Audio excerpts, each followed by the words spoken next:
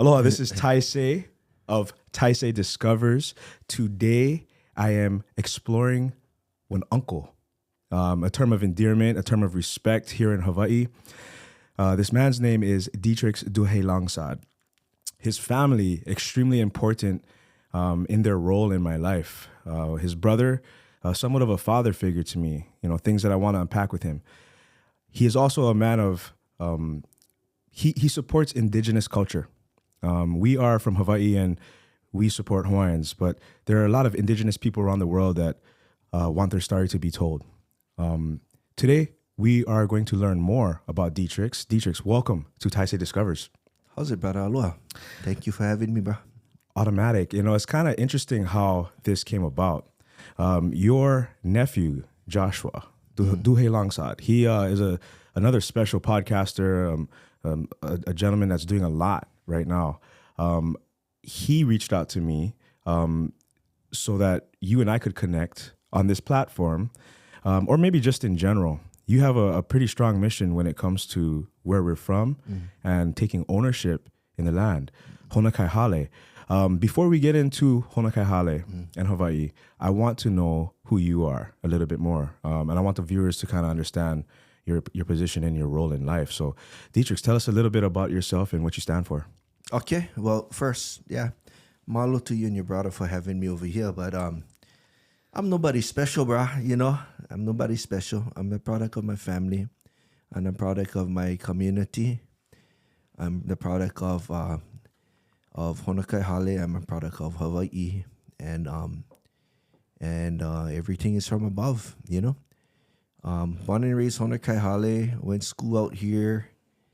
I got in trouble a little bit. Joined the army, 17. Yeah, and then it's kind of like to let my dad calm down because he was kind of mad. I got kicked out of school and But anyways, I did that. And then all through life, I was from small kid time. Uncle Elba Karsi, he was a Kumu Hula, went take me in. Well, he asked, my mom and dad's blessing, and they said, yeah. So I was learning from him the whole time. And then, so when I came back from the army, I continued, and then I had my uniki with him, and then I started teaching. I became a Kumu, and then I went to Guam to learn my Chamorro side. And then I came back, and that's when I went back to school after being kicked out of high school. I got a double bachelor's in anthropology and ethnic study, certificate in Olelo Hawaii, master's in Pacific Island studies, and going for my doctorate now. And that's pretty much it. But that's all extra. Main thing, I'm a Honokai boy, and I love my family and my community, and I love God. That's the main thing. Okay. That's me. You really have this humble approach to talking about the accomplishments that you have and the accolades that some would really wear proudly. I'm sure you're proud of it, but you have a really humble perspective about, that's not it. It's just, but what it takes to have double bachelors and going for your doctorate, right? Those are things that, not the average person get hard time doing that kind. So I think that is something when you say, not nobody special, that's interesting because I feel like I want to see you own it, a little bit more because I admire what you've been through. And I only know a fraction of what you've done. I feel like you're maybe a little bit hesitant to come on initially. What kind of feelings did you have about that? Yeah. So when I talked to Josh, it was like all about the efforts we do to take care of our backyard, right? Malam aina, malam makai, take care of the land and sea. And I just was talking to Josh about, how can we get more folks from the community. A lot of people move out from Honokai, but they still Honokai, Mm-hmm. And I was telling him, just, I like really get the Honokai Ohana to, get involved more because I know everybody care, but they don't realize that there's an opportunity to make it to take action about it, right? So that's when he said, oh, uncle, you should talk to Taisei Dim, and that's how it came about. And I was like, and then when it was on the podcast, I thought I was just gonna say, oh, cause you can try let the Honokai folks know. Mm-hmm. And then it was podcast. I was like, oh, yeah, I know I don't like the camera on me, it's more about the message and just it's a communal thing, and so that's why. Okay. Yeah, no, that's solid. And the fact that you showed up and that you something maybe greater, higher power kind of said, hey, maybe this is the right thing to do. Yeah. Sharing your message and your mission, not only is it going to bring eyes to Honokai Hale, which is kind of initially what you wanted, but this is going to shine a light on people that watch it about where they're from and what are they doing to give back to the land that has given them life, right? Since the beginning. And I think that morally, that is kind of what you stand for with a global perspective, because you're super well traveled. I don't know many people that have been to as many countries as you have. How many countries have you been to? Between 80 to 90, most of them as a tourist. I didn't even know get 80 or 90 countries in this world. Get some more, yeah. I know. No, it's just like for local boy perspective, right? This is where I'm from. I've only literally been to the mainland. I've never even been out of country yet. So I can imagine the amount of cultures that you experience gives you a wealth of knowledge and perspective, right? Yeah. And reverence and respect for Hawaii. Because you go everywhere else, then you realize when you come home, hey, this place is special. You go someplace else, this place is special. And then you say, well, come back home. Brah, we got to do something to protect and perpetuate the culture that was here pre-Westernization. Right? So, let's start with Honokai Hale. Okay. Honokai Hale. What does Honokai Hale mean? Honokai Hale was actually, it gave me the example of how community can be family, how neighbors can be family, how you don't have to be blood related, but you still family. To grow up in that environment is just the most special thing in the whole wide world that I wouldn't ever give up. And, we're so remote. We just live when my mom and dad got the house, and I like to share that when they got the house, mom is from Makaha, dad is from Kahuku, but they wanted to live in the countryside. They wanted to live in the countryside. So they wanted to raise their family in the countryside. So when they got the house, there was only kiawe trees around the house. No street lights. I wasn't born yet, but they tell me that's how country it was, and a coral road, and so they bought, and then they'd come out for a whole year. Every weekend they'd come out, they say, and they'd watch as the house was being built. By the time it came around, we all had neighbors, but there was still just kiawe, sugarcane fields, no stores, no gas station. The only thing we did have was a phone booth at the very top of the hill that got taken out by a car accident. And I remember that because we all went rush up and go look. And then there was a newspaper stand on the opposite side where the Honokai Hale sign is. That first house have a newspaper stand where you put the quarter and you can open them and take newspaper. I don't know what happened to that, but that was the closest thing we had to anything. But everything else was just houses. So we grew up really close. As my mom and dad said, it was all young families, and so they did everything, sports and Halloween party, Christmas party. It would go from circle to circle, the loop, the cul-de-sac. And then New Year's, everybody would be all walking around, and and Halloween, and then Easter. It was just a really close-knit community that's Honokai Hale to me. That was the best. Understood. So Honokai Hale, for those that don't know, is part of Kapolei. It was also, I think, Barbers Point, Makakilo, Honokai Hale was all kind of grouped into, what would you call that? A city, right? Predating the name Kapolei, right? Yeah, well, Kapolei has an ancient history. That name is taken from the hill, Pu'o Kapolei, which is one of the most important cultural sites in this entire Ahupua'a. We're in the Ahupua'a of the land division of Honouliuli, the biggest one in all of Oahu, in the greater district of Ewa. But because we're on West Honouliuli, we're also on the Waianae coast. We also our boundaries, go all the way up to Nanakuli. So a big chunk of us is on the Waianae coast also. So it's a unique Ewa Waianae location. So when they built the second city, they named it after that hill, Pu'u Kapolei, and that in itself has a story about the lei of Kapo. But anyways, Honokai Hale was, for me growing up, it was its own separate thing. And I remember Barbers Point, because Barbers Point, we would have to go through Barbers Point, the school bus, and the school bus would pick us up. And although the Nanakuli schools is like 1 mile, 2 miles away, that thing would take us 10 miles all the way through down to Ewa Beach. And that was our route. We just jump on the school bus and go where they take you. And we'd get on Barbers Point, and we'd have to go past the shack, and they'd salute. And, they'd be like this like military guard. We go on, the landscape was so different. It was just a different world once you pass through that gate.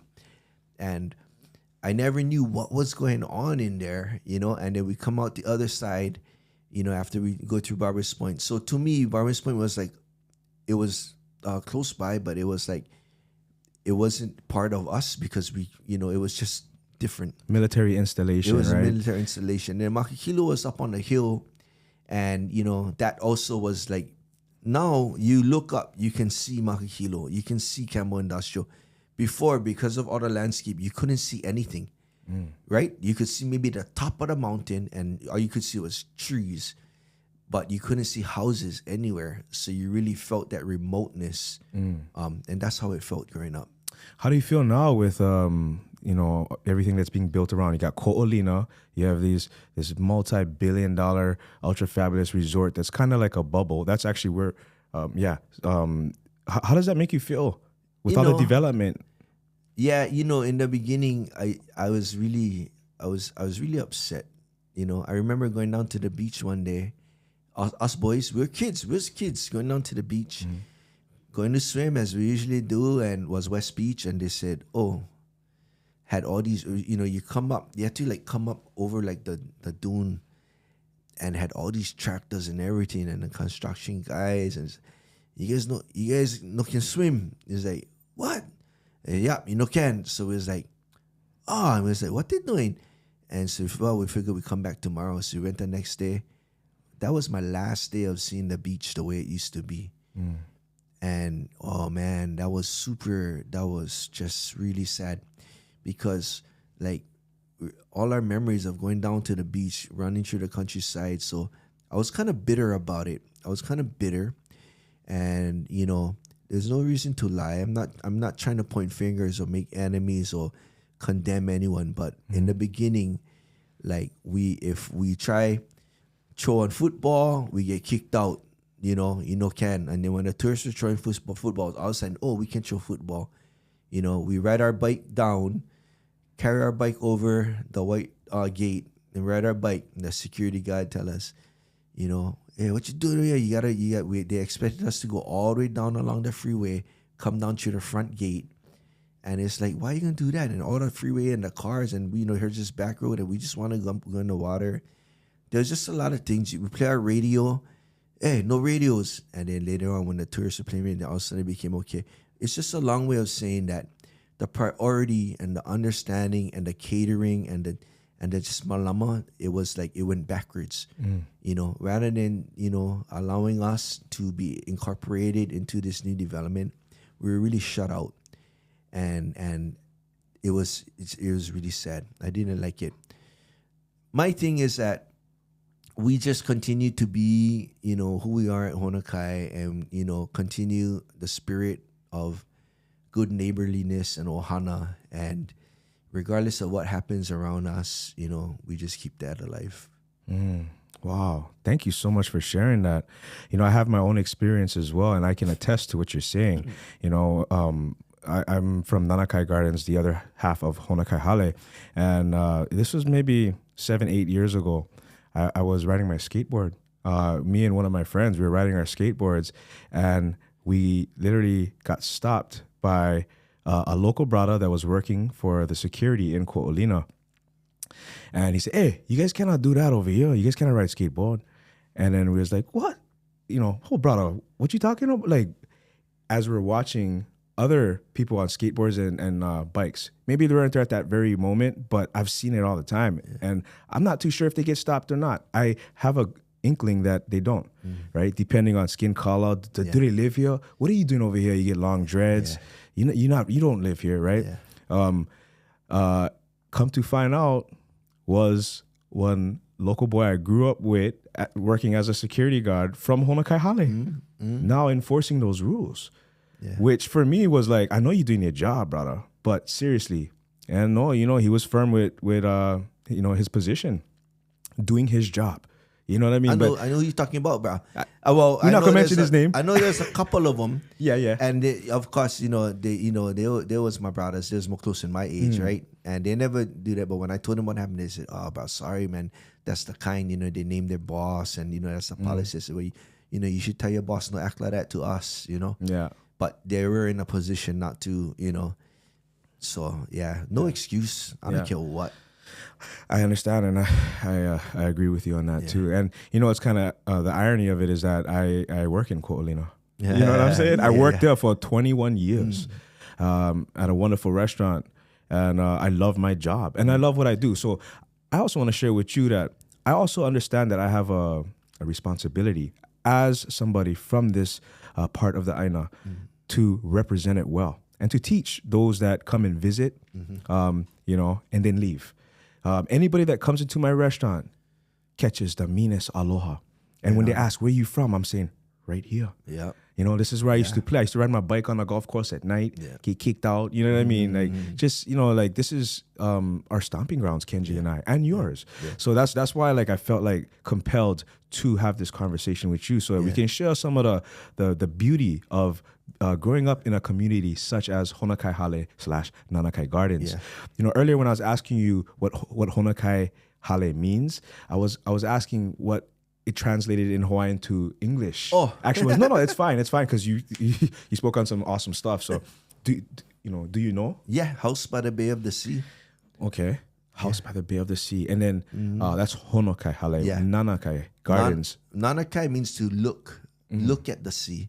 And so, it's an inside thing that when the neighborhood was full with families with kids, there was so much kids there, that it was a important dividing line. This is Honokai, this is Nanakai. Compete right down the canals and sidewalks, whatnot, right? Yeah, sidewalks. But once now as we get later on, collectively, we just say Honokai.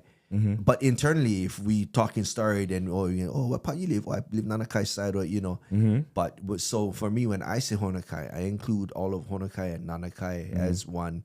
But because other people outside might not really know, right? So just say Honokai. But I include everybody in that. Nanakai means to look at the sea, and it's interesting how it's on the Makais, or it's closer looking to West Beach on that side on the hill. Yeah. Hey, one thing I forgot to say is Ko'olina. I guess one of the if you look at it optimistically and what good came from it, thanks for raising our property value. Yeah. Still not good enough. Well, yeah, because I do know that people were living paycheck to paycheck at the time, and I do know this was in the 80s and into the 90s. Across Hawaii, the cost of living was going so high that people couldn't afford to keep up because the paycheck wasn't keeping up with the cost of living. And that's when you saw a lot of families move to Las Vegas and California and other places because, and then you got to buy school uniforms and food and gas. Just everything was I saw families in Honokai that had to move because they couldn't keep up. It wasn't drugs or anything, and so it was kind of sad, So it's a two-edged sword on that, you know. I was thinking homeowner wise, like, Yeah. people made an investment back in the day, and then now their house is worth a lot more because it's next to yeah. Colina. But it also does double-edged sword push people out too, because the Yeah. rent raises. You know what I mean? Yeah, I remember having that conversation, like, "Oh, you guys gotta move, yeah. Oh yeah, we gotta move, like move." So many of the old time families. Oh yeah, we gotta move, and it's like, and looking back, and then I understood the bigger picture of what happened, because, even us, we were struggling at one time, but my mom and dad bought the house for 17 grand, bro. Nice. How's that? Amazing. Hey, that house, real quick. I like talk because, like, your whole family, when living at one point or another, they still there too. Yeah. Right. Yeah. One story I remember hearing was that one of the rooms was in the trail of night marchers. Oh, Is that correct? okay. So let's zoom out on that. So this night marches, or let's just zoom out and talk about the Allah, the old pathways from the ancient days, right? Okay. So when we were young, there Hey, was real quick, let's tell the people what are night marchers, because there's people that are watching this that don't know. Yeah, well, night marchers is like stories of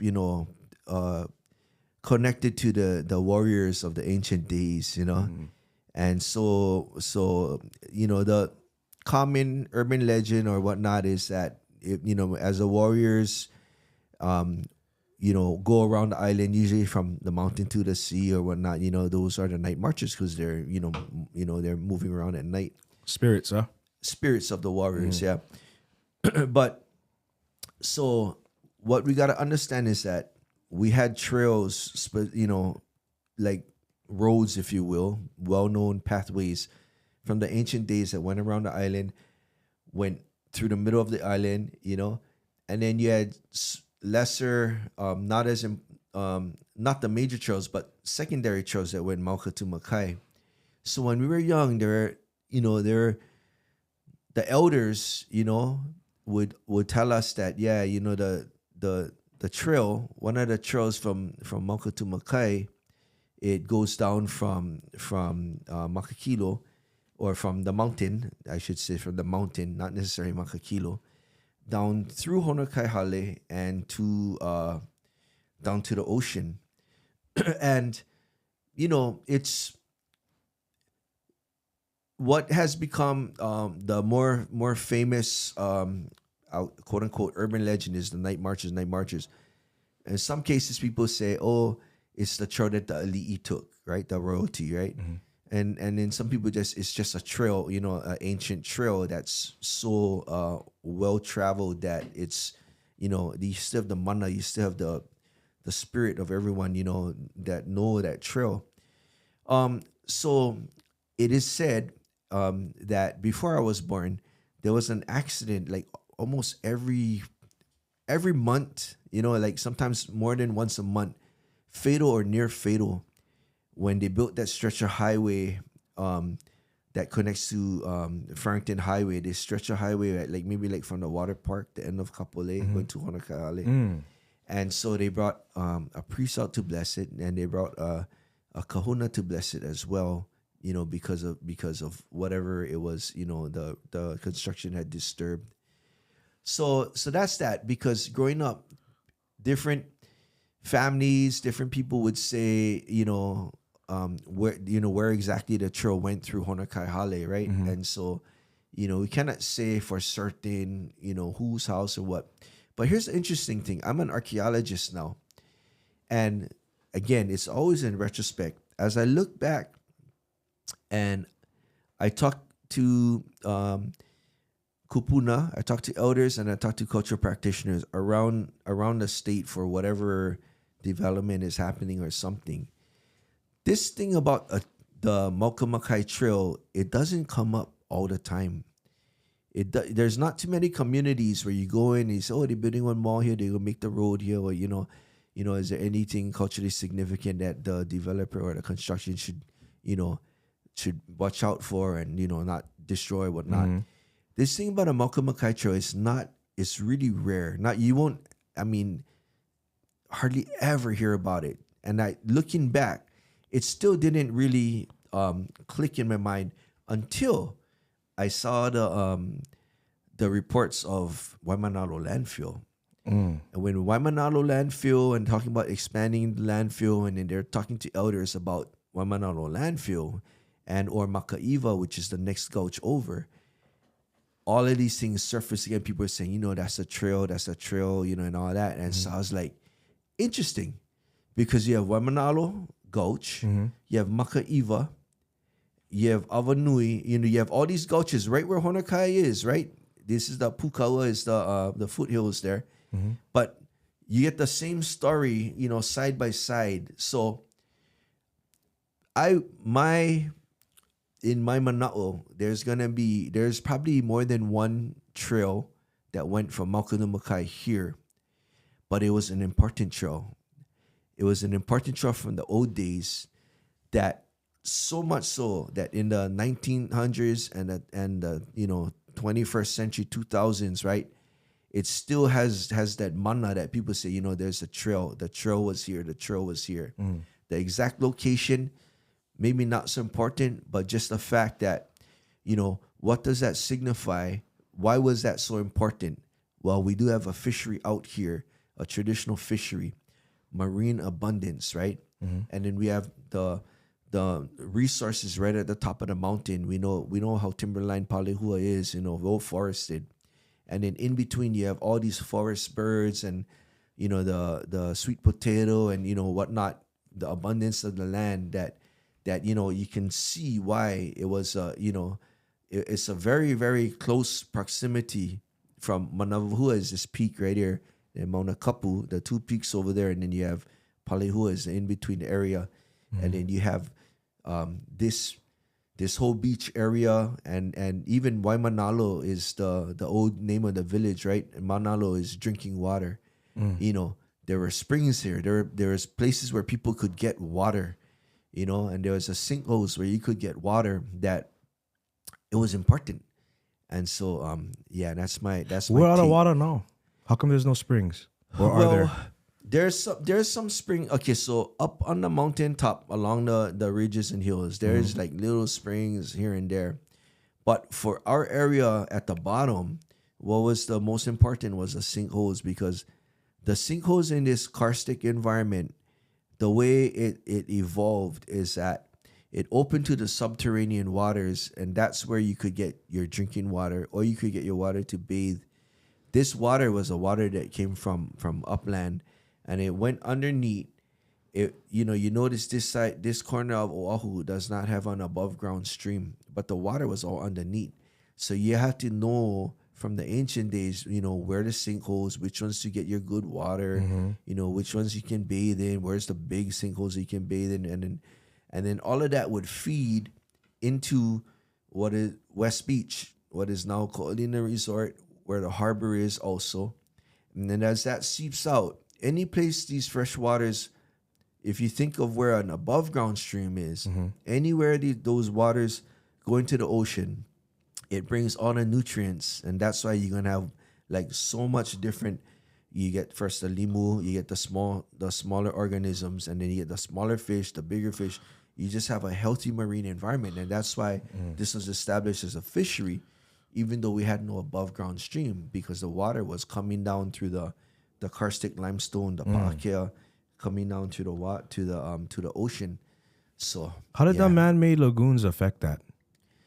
So the lagoons, as well as the harbor, they used TNT, to bust the reef, and then they were like just digging.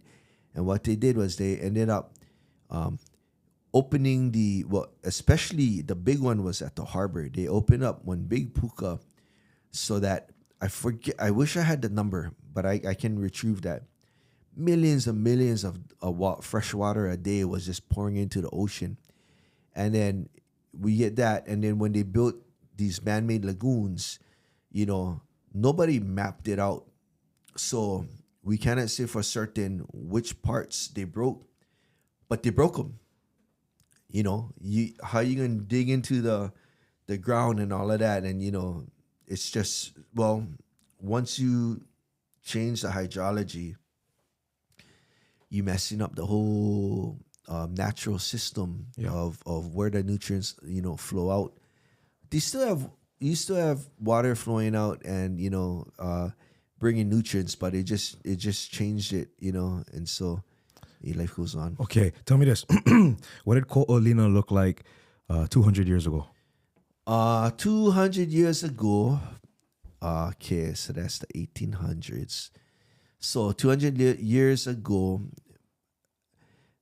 it right around this time probably didn't have kiawe yet. Willy trees. You had it was a dryland forested landscape, but the sort of karst is like a limestone. It's like old coral because we're at the tip of a coral bed that was pushed up out of the ocean. That's why a lot of it is like white chalky road and all of that.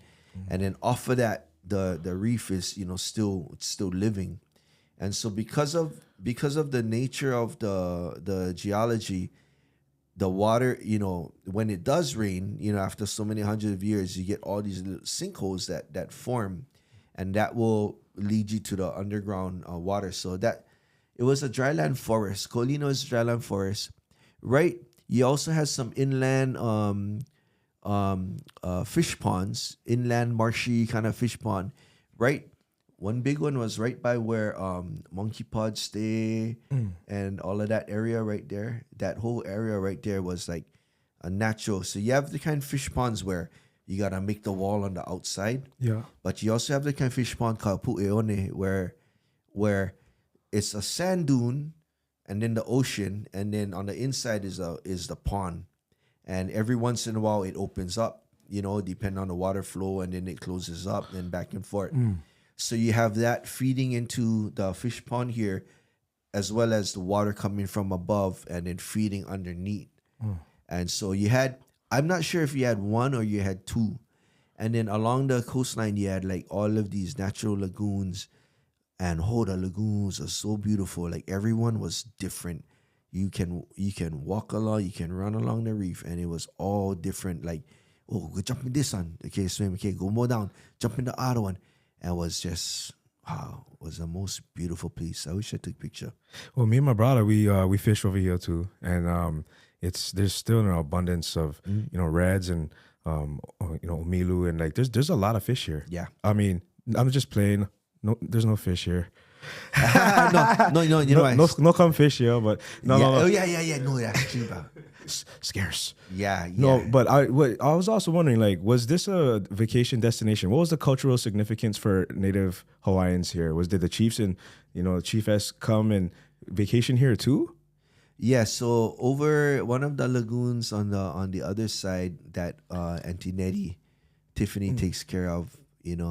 Sweet Auntie Nettie, she's awesome. She's the kahu, and her mom took care of it before her. Lani Kuhunua, that Kamukila Campbell called it. Where heaven touches the earth. But there's that bay over there that was it was a favorite. We're told it was a favorite of Chief Kakuyeheva. I want to say, when Queen Ka'ahumanu came by, I think, was it her? I think it was her also. But I know Chief Kakuyeheva, and then the kahuna, something Kama'o. His name is escaping me. But yeah, so those are like, that it was a known place, these little lagoons, especially the one over at the end by where the homes are, and it would have been fronting where the inland fish pond Loko'i Apu'eone was at. Okay. Okay, so I kind of want to move on to your role with the United Nations. Josh kind of gave me a little bit of insight, told me a couple of things about you when I was doing research. And what's your role with the United Nations? Animal role. I just humble again, dog. Humble again. So what you doing though? What are you speaking on? Okay, well, oh man, I've been going there for the last 14 years now. 12 years, and Where is that? Well, there's the Permanent Forum on Indigenous Issues in New York, right? And then there's the World Intellectual. Well, there's the other UN headquarters in Geneva, Switzerland, and then there's the climate change talks that move all over the world. So last year was in Dubai. No, last year was Azerbaijan. The year before was Dubai. The year before was Egypt. So I went to all three of those.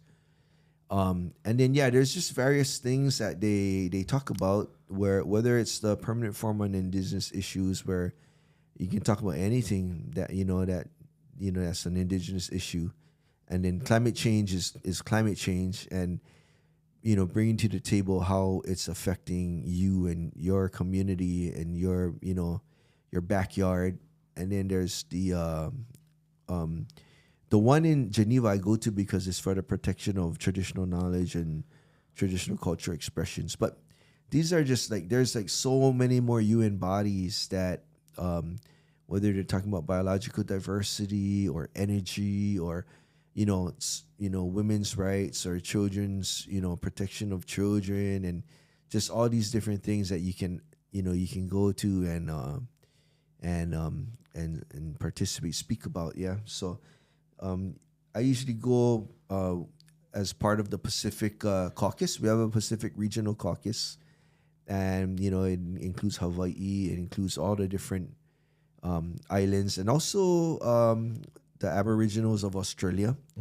And then we meet throughout the year to see okay, what's important that we need to bring up, and then so then we elect some people to go and be the voice of our region. And so I was elected a couple times, and I went, and So what is Hawaii's kind of role on the global scale? So I don't want to speak on behalf of Hawaii, but because you do have people that been here before Hawaii became a state or territories, under the U.S. Government, and you have a voice at the table because you have First Peoples before the colonization came, and so Hawaii is one of many. And when it's within the Pacific, we're looking at again a family. We're the Pacific family. And then going there and then explaining, what, okay, how does, what are the things that we're doing for food security here, and our relatives in Tahiti or Aotearoa or Fiji, they're sharing as well, what works, what doesn't work, what should we do collectively. And, that's how it is. We're all, trying to figure out ways and supporting each other. So that's the kind of role. It's like a collective role. How do you fund your travels? The UN, if it's a UN, they pay. They have paid for it. Okay. That's pretty much been it. I went also. You travel more than just for UN purposes. So you just travel as a visitor to all these different places. I mean, that has to be kind of expensive. You just work hard and save money, and you get kids. Yeah, I get one 18-year-old. Okay. Anyway, so you must. I mean, your degrees must have put you in a position where you can travel and be away for months, huh? Yeah, the thing is, you just got to buy a ticket. You just gotta buy a ticket. That's what you gotta do. You cannot say, I'm gonna wait. Yeah. Buy one ticket right now, right? Buy one-way ticket, and then next paycheck, go buy your way back, or buy another ticket from here to there, and then but you buy them ahead of time so you can get them all down. Telling all my secrets right there, but but and then sometimes if I travel with the halal, then some of that is taken care of. But the majority it is, out my own pocket. The UN is the UN. The UN takes care of that. Yeah. Okay. So, let's talk a little bit about Hula, Merrie, Monarch, your role in the halau. The name of the halau is Keave Kupo no Okaua. Okay. What does that mean? It's talking about a good streak of rain, and also talking about a tree that stands well. Okay. Yeah. Awesome. So tell me a little bit about your experience with Merrie Monarch. Merrie Monarch was nice. It was nice to be able to share our stories. Our kahiko was about Maui catching the sun over on this side, and our awana was a tribute to was honoring Auntie Nettie, and it was talking about this area, growing up in this area, and the things we used to do. And then was three songs. The other song was written a long time ago for Kamokila Campbell. And then our entrance and exit was the same song, first half, second half of the song. Holo Holo West Side, it talks about all the towns on the west side, starting with Honokai Hale. So it's nice to be able to share, our stories there, share our hula there. And, but, Merrie Monarch is not, that's not the most important thing, about hula, It's nice to be there. But, it was really nice to be there and just. So what is the most important thing about hula? Most important thing is to pass on what's been passed on to you. That's the most important thing. And then,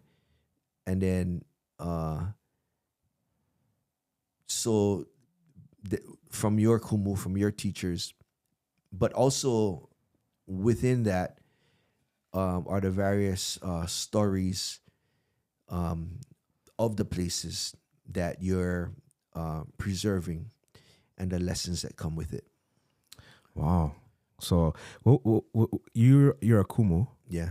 Were you actually dancing, or were you playing music, or? I was dancing before all my life before I came a kumu. Yeah. Tell me this. Yeah. The beginning of Consolidated Theaters, the.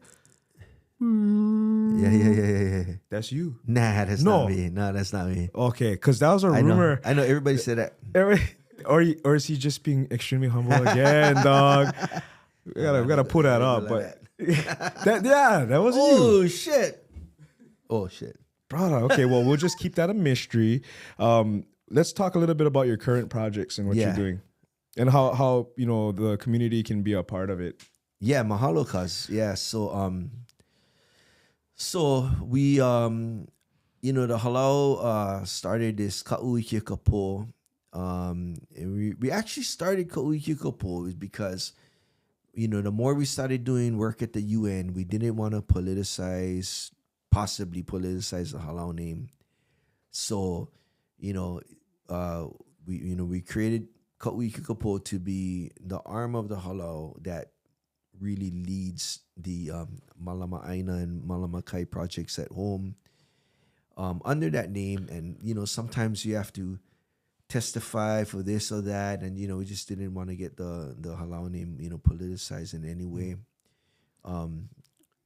Keep the halau name, for the halau, But so as Ka'uiki Kapo, we take care of an endangered plant sanctuary for the Ewa Hina Hina across Secrets Beach. We take care of the fishing shrine of Ku'ehukahe over here.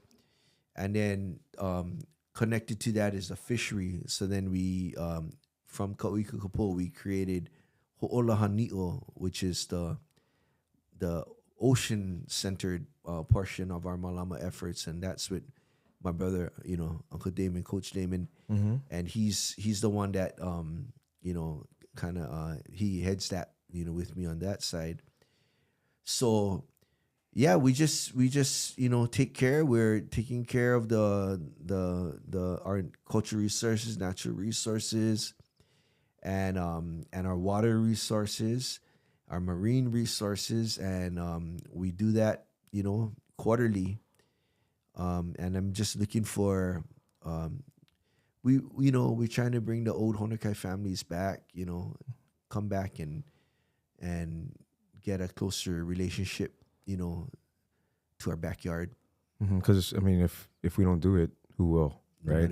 And I can understand maybe some of frustration that you might deal with not seeing more people that are from this area playing a larger role in preserving it, right? Or restoring, maintaining, what you want to call it. When it comes to the actual fish ponds, what are you doing in a fish pond? So, okay, so the Endangered Plant Sanctuary is sinkhole landscape. So in that one, we're clearing the sinkholes. We're bringing back traditional kalua agriculture where you plant in the sinkhole. Some of them we're keeping as water access points. So like that's exactly, the type of agriculture and the type of water resources that existed in this corner of the island, like you said, 200 plus, 300 plus years ago. So we're bringing that back along with the practices. We have help with the UH West Oahu under Brother Kumu, and then we have Carrie Noy with the CreateX technology visualization over there, and Chris Schuler from the Water Resource Research Center. All of these people just coming down and just helping us, because that's not the science, that I do. It's not my degree. So all these specialists helping us. And then over at the fishery of Hanio, the fishing grounds is called Hanio. We're doing limu monitoring. We're still collecting data. There's 16 types of limu out here, and then limu kala is super important out here. And then with that data, we can decide, okay, what direction do we need to do our efforts as far as planting. And then we've already started our coral prepping and planting in partnership with Kuleana Coral, the Division of Aquatic Resources. We have some scientists from the state. Susan Ching is our botanist. Like all of these people coming out here and helping us. And then we have the UH Center for Oral History and Pidgin Languages, two different centers that are helping us with our Honokai oral history documentation, getting the stories down. It's just a well-rounded thing. We just need the Honokai people to come back and be active. Okay. Well, I can tell you this. I am extremely interested in helping and actually incorporating my daughters into these projects to give back. It's not. For me, it's for a bigger cause. You know what I'm saying? It's for the future. It's for the ones from the past. So their story doesn't dissolve into westernization and all that. Where can the people find you, or where can they find information on how to help? We just want people to know and care so that, so that we can preserve it and protect it and perpetuate it. Because otherwise it's, this place is so developed that you get these little pockets here and there, and that's the only thing left. And once those things gone, then, it's just a memory until the last people pass away that remember it. So, it's a way of keeping that connection. So, it's good. It's a two-way street, not so much that we need more hands and more bodies. Like we enjoy doing it, but we want people to come out and get that connection to, and get that love of the land and love of this place, Well, I hope that with this talk, whoever's watching on the other side of the camera feels a little bit inspired, or at least questions what they're doing for where they came from, and actually even where they currently are, because nature does provide us a place to live, and it does sustain us, and it gives us food, it gives us water, it gives us the essentials to live as a human being. So I really love your spirit, what you stand for. I appreciate you taking some time to talk about your cause. I appreciate you and what you do for Hawaii on a global scale. You represent us with the right heart. I know that for a fact. I feel it, Thank you for sharing on Taisei Discovers. I do have to go to work.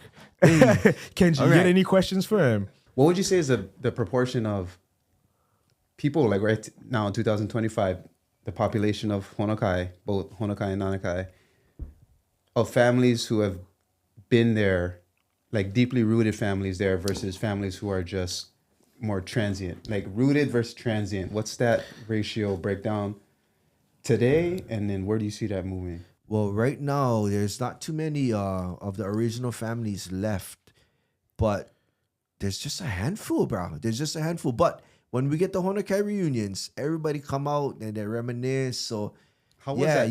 Did you go to the last one? Yeah, you guys gotta come to the next one. Yeah. Good fun to everybody Yeah. laughing and and now that's us sending Josh. I said we need the next generation, like your guys' generation, the one after to start coming because otherwise once we go on, that's it, So yeah, but yeah, just mahalo you guys, bro. Right on. Yeah, no, Solid thank you guys, so much, bro. Yeah. I appreciate that.